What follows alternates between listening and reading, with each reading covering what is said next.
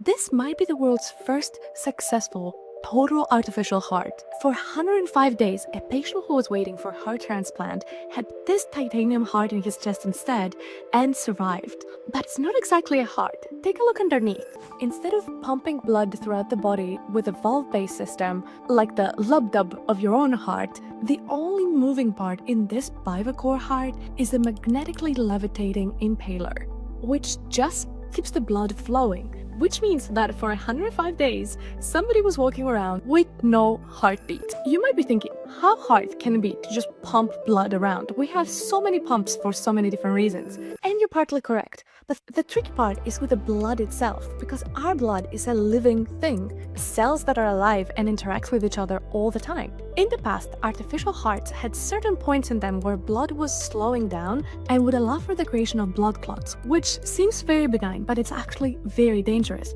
because when blood slows down, it tends to form clots, and then when those clots get dislodged, they can form pulmonary or brain embolisms. The inventor of Bivacor, Daniel Timms, designed the first prototypes with his dad on the floor of the Australian version of Home Depot, known as Bunnings. Daniel's dad, who was a plumber, taught him how to fit tubes together and create different types of pumps. It took over 20 years to reach its final stage, truly a labor of love, as the two worked on this together after Daniel's dad suffered a heart attack and eventually passed away due to heart failure, which is the condition that this heart is aiming to eliminate. To design the core feature that makes this artificial heart successful, Daniel had to travel to Japan and volunteered in the labs of the Japanese scientists that created the magnetically levitating, or maglev, technology that makes high-speed railways. It was the same technology that this heart could use in order to avoid damaging red blood cells. But this is not where the innovation ends, because this heart is made out of titanium, one of the only substances in the entire planet that our bodies seem to not reject.